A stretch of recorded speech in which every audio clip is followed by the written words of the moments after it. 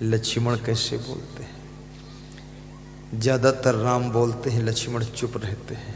चुप रहना भी सफलता की चाबी है। कहीं कहीं चुप रहना चाहिए। अगर कोई तुमसे अच्छा बोलने वाला है तो वहां चुप रहो, और अगर तुमसे अच्छा कोई बोलने वाला नहीं तो वहां तुम ही बोलो। फिर चुप मत रहो। तुमसे अच्छा कोई कार्य करने वाला है तो उसको चांस दे दो। अगर तुमसे अच्छा कार्य का रिजल्ट कोई नहीं दे सकता तो तुम स्वयं करो फिर उसको। हमारे आश्रम पर जब फोन आता था आज के 34 साल पहले, उस समय फोन थे, मोबाइल नहीं थे, तो हमारे आश्रम के संचालक साहब मेरे पास आते थे। वो बोलते थे तुम बात करो। तो मैंने कहा आप बड़े हैं, आप करिए। बोले नहीं, हमको बात करना उतना आता नहीं है, तुम अच्छे तरीके से बात करोगे। बात करना भी एक कला है, काम करना भी कला है, भोजन बनाना भी कला है, भोजन परोसना भी कला है, झाड़ू लगाना भी कला है, कपड़ा धोना सुखाना तहा करके रखना भी कला है, घर के सामान को सजा धजा कर रखना वो भी कला है। बहुत सी कलाएं संसार में हैं। गाड़ी चलाना भी कला है, गाड़ी को साफ करना भी कला है, गाड़ी बिगड़ जाए उसको बना देना वो भी कला है। ये माइक चलाना भी कला है। ये जो माइक चला रहे हैं हमारे संत जी बहुत कलाकार हैं। वे कभी आते नहीं, दर्शन नहीं देते, पीछे बैठे रहते हैं गाड़ी के अंदर ही। और इतनी मशीनें लगी हैं, तुम झांक कर देख लेना कभी इच्छा हो आपकी। बड़ा कलाकार व्यक्ति है वो, इधर आता ही नहीं है। 3-3 दिन हो जाते हमको भी नहीं मिलता है। हमारा ही चेला बोलता है कला खेल रहा हूँ, मिलने की जरूरत नहीं है, कला कंद बना रहा हूँ।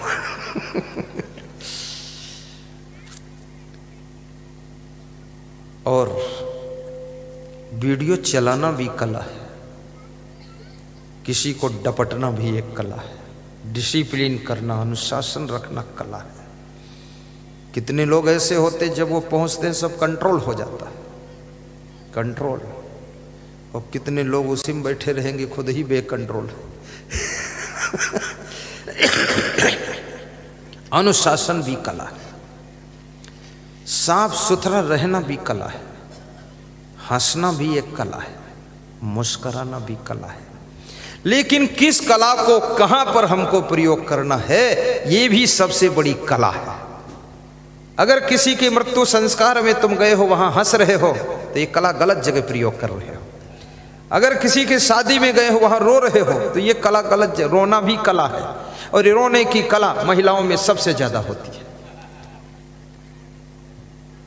महिलाओं के पास में एक करुणावान महिलाएं होती है, एक करुणा मूर्ति है, ममता मूर्ति है। ये रोती भी है, हंसती भी ज्यादा है और मुस्कुराती भी ज्यादा है। पुरुषों को हंसना भी मुश्किल, मुस्कुराना भी मुश्किल, रोना भी मुश्किल।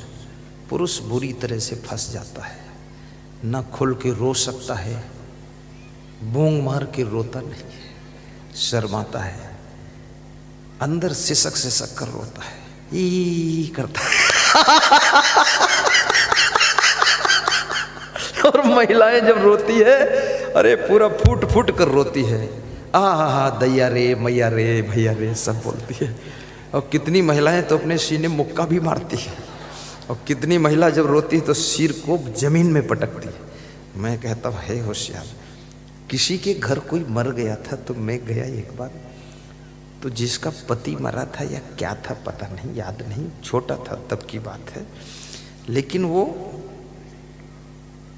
एक लकड़ी गड़ी हुई थी तो अपने सिर को टकराती थी, तो इतनी होशियार थी, दूर से लाती थी सिर, जब लकड़ी पास में आ जाती थी तो साइड में टकरा देती थी, लकड़ी में नहीं मारती थी ठोकर। तो मैं सोचता था अगर दुख में ज्यादा व्यथित होती तो लकड़ी क्यों दिख रही, उसी में मार दे।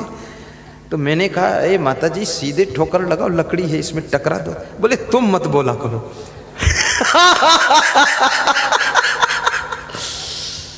रोना ये भी बहुत बड़ी कला है, हंसना भी कला है, खुश रहना भी कला है, विचित्र विचित्र कार्यों को करना भी कला है। दूसरों को समझाना सबसे बड़ी कला है, और खुद समझ जाना ये उससे बड़ी कला है, और ना समझ को भी समझा देना ये बहुत बड़ी कला है, और सबको समझा करके एक संगठन की डोर में बांधना ये भी बहुत बड़ी कला है, और एक डोर में बांध करके सबसे सही तरीके से काम लेना ये बहुत बड़ी कला है। इस कला को जो सीख जाता है उसे कलाकार कहा जाता है, और जीवन में कभी असफल नहीं होता है। इसलिए आदमी को जोड़ने की कला भी सीखो, और आदमी से काम लेने की कला भी सीखो, आदमी को समझाने की कला भी सीखो। आप अगर अपनी बहू को समझा नहीं सकोगे ना, तो आपकी बहू आपके घर में तांडव खड़ा कर सकती है। और बहू को समझाना आता है। कितनी सासुएं बड़ी कलाकार है, वो बहू से कहती, बहू ये सबक तुम्हारा ही तो है, हमारी थोड़ी दिन की जिंदगी है, 2-4 साल जिंदा हूँ, और तुम ही तो इसकी मालिक हो, अब तुम संभालो अपना घर, हम तो जाने वाली हैं। तो बहू भी सोचती है 2-4 साल बाद तो ये मरेगी ही, कह ही रही है, तो 2-4 साल और गम खा लेते हैं, और 2-4 साल का सहारा देते देते वो सासू 20 साल जिंदा रहती है। अजर अमर अविनाशी है सासू, ऐसे मरने वाली नहीं है। लेकिन इस तरीके से बहू को थोड़ा सा आसरा मिल जाता है। भगवान श्री राम में 14 कलाएं थी, भगवान श्री कृष्ण में 16 कलाएं थी, संत कबीर में 12 कलाएं थी, और आप जो यहाँ बैठे हुए हैं आप सभी कलाकार हैं। महिलाओं में भी कला है, किसी में 8 कला है, और किसी में 10 कला भी है, किसी महिला में 12 कला भी है, किसी पुरुष में भी 12 कला है। लेकिन यहाँ जितने बैठे हैं इनमें 6 कला से तो कम है ही नहीं। ये साधु संतों में भी कला है, ये मंच पर बात करने की भी कला है। देखो 2 साधु बात कर रहा है, ये भी कला है, ये मामूली कला है। ये गुरु को भी कला खिला देगा कि तुम क्या समझ रखे हो गुरु, तुम्हारे जैसे गुरुओं को तो रोज इधर उधर कर देता हूँ। चलो वहाँ से उठ जाओ तुम, सर्वेश उठ के इधर आओ, धर्मेश तुम उठ के उधर जाओ, हाँ आ जाओ, हम भी कला खेल देंगे, बदल देंगे, पॉइंट बदल दूंगा। नहीं ये क्या करें, इसका भी मन होता हम भी प्रवचन करें, रोज गुरुजी करते हमको नहीं मिलता है। कल एक चेला कह रहा था सब चेलों को 5-5 मिनट दिया जाए, 10-10 मिनट घुरते हुए, तो हमने कहा दे तो दूंगा लेकिन पब्लिक भाग जाएगी बेटा। हाँ क्योंकि तुम्हारा सुनाने का ढंग नहीं है, सुना नहीं पाओगे, लोग भाग जाएंगे, और ये 2-4 लाख जो खर्चा हुआ ये पैसा भी बर्बाद हो जाएगा, क्योंकि ये ट्रेनिंग का सेंटर नहीं। ट्रेनिंग लेना तो आश्रम पर ट्रेनिंग लो, अब तुम खरगोनम ट्रेनिंग लोगे, इनका तो चौपट हो गया प्रोग्राम ट्रेनिंग। सीखने का काम तो आश्रम पर है। अब जैसे मैं यहाँ सीखूं तो आपका तो 2-4 लाख रुपया खर्च हो गया। ये इतने श्रोता आए हैं जो मैं कहूँगा खड़े हो जाओ तुम, कौन खड़ा होगा? पटेल साहब खड़े हो। कहाँ पटेल? कौन पटेल? क्या नाम पटेल का है? हाँ पटेल। पटेल साहब बताओ ये कितनी संख्या होगी, जरा पूरी नजर डालना, इधर भी इधर भी। ये 8,000 संख्या है। बैठो पटेल, तुम क्यों लफड़े में फंसोगे? 8,000, और ये 8,000 लोग आए हैं। किसी का 50 रुपये का पेट्रोल फूका है, किसी का 100 का फूका है, किसी का 150 का फूका है, किसी का तो 500 भी किराया भाड़ा खर्च हो। टोटल माइलेज 100 रुपया रख लो, तो 8,000 को 100 से गुणा कर दो, कितना हो गया? अरे 2 जीरो बढ़ा दो, और क्या करना उसमें, 8,000 है ही है। कितना हुआ? बहुत असमंजस में पड़ गए तुम। चलो असमंजस में मत पड़ो। 1 दही सैकड़ा 1000 10,000 लाख, 8 लाख हुआ। ठीक, ये अंगुली है ना, इस पर गिन दिया करो, कर गुणा बेटी, 100 से गुणा करना है, करो, 2 जीरो बढ़ा दो।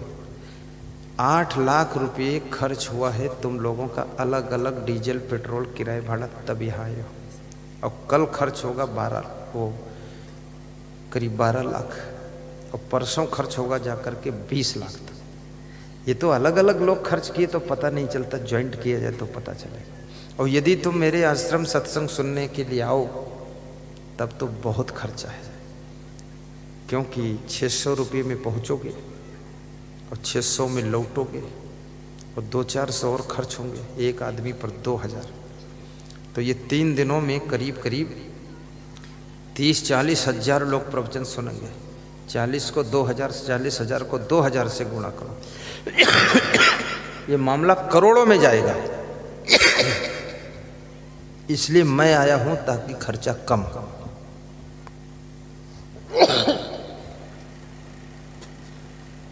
अब मेरे आने से 2-4 लाख में ही हो जाएगा।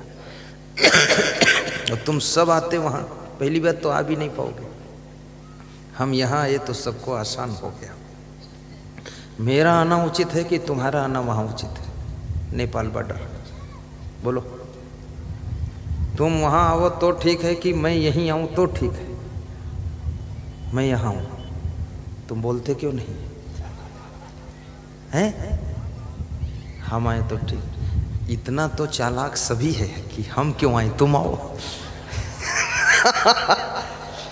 सत्य बात है।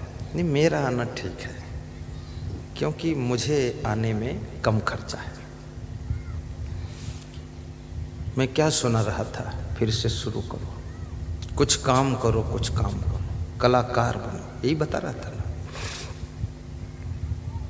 मर्मज्ञ बनो, आपका जीवन सुख दुख से आज स्टार्ट हो।